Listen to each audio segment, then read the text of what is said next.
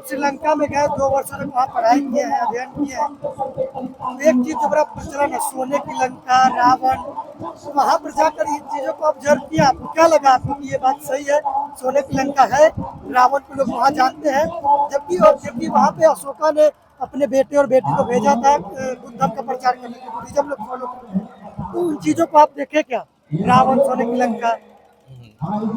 मैं भी बहुत प्रभावित था सुंदरकांड पढ़ करके।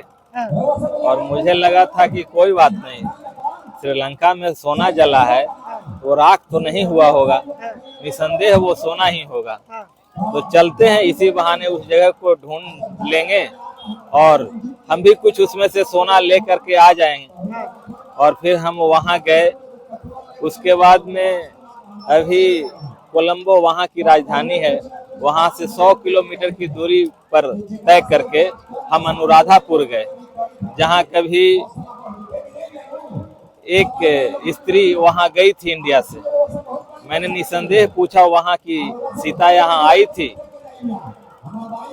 तो वहाँ के लोगों ने काउंटर क्वेश्चन किया, जो अशोक वाटिका में ठहरी थी। हम कि हाँ भाई, हाँ हाँ, तो अशोक वाटिका में जो ठहरी थी और दूसरा कोई नहीं था भाई, वो अशोक की बेटी का ही नाम था, अशोक की वाटिका में ठहरी थी और दूसरा कोई नहीं है। और देखिए उसका प्रतिमा लगा हुआ है। तो मैंने वहां जाकर के देखा तो नीचे नेम प्लेट में संघमित्रा लिखा हुआ था।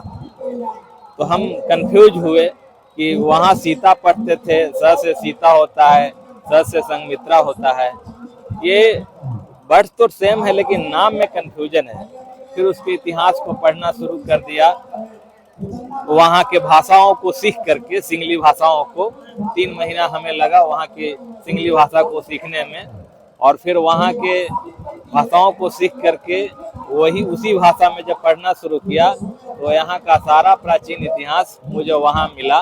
और हम 2 साल तक वहाँ अध्ययन करके ये क्लियर हुए कि हम जो वर्तमान समय में सुन रहे हैं, समझ रहे हैं, वो एक तरफ और दूसरा जो इतिहास के पन्नों में दबे पड़े हैं वो एक तरफ है। तो निसंदेह हम वहां से वही सोना लेकर के आए जो वहां हमने वहां खोजा ऐतिहासिक रूप से। और फिर वही सोना आप इस जगह कर्सर की धरती पर भी देख रहे हैं, जो उसका एक छोटा सा ये करके आए आप। जी, सोना कहने का मतलब क्या? सोना का मतलब सीधा सीधा कई सारे अर्थ होता है। तो अब समझिए, साधारण भाषा में जो चीज कीमती हो, और बिहार का नहीं, हमारे देश का एक स्वभाव रहा है जो अच्छी चीज है उसको एक्सपोर्ट करना। तो निश्चित रूप से ये बहुत अच्छी चीज था, जो बुद्ध का विचार था, सोने जैसा था। हम लोगों ने बाहर इसको एक्सपोर्ट कर दिया है और बाकी विचार को इंपोर्ट कर लिया है। तो हम लोगों को पुनः अपने अच्छी कीमती चीजों पे ध्यान देना चाहिए। वहाँ के लोगों से जब आप बातचीत किए होंगे, 2 साल आप वहाँ रहे, जरूर बातचीत किए होंगे, तो रावण के बारे में क्या ऑब्जर्व किया?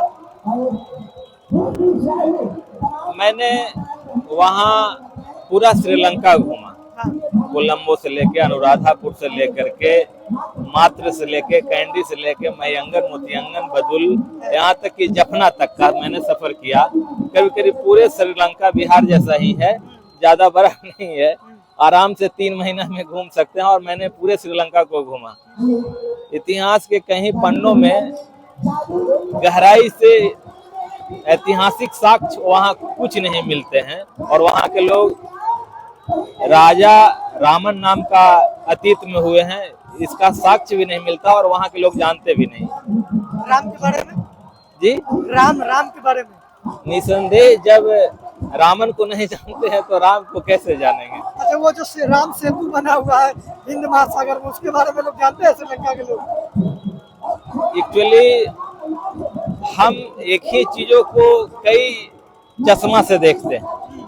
अब राम सेतु जो बना हुआ है उसको हम ऐतिहासिक दृष्टिकोण से भी देख सकते हैं, और राम सेतु जो बना हुआ है उसको धार्मिक दृष्टिकोण से भी देख सकते हैं।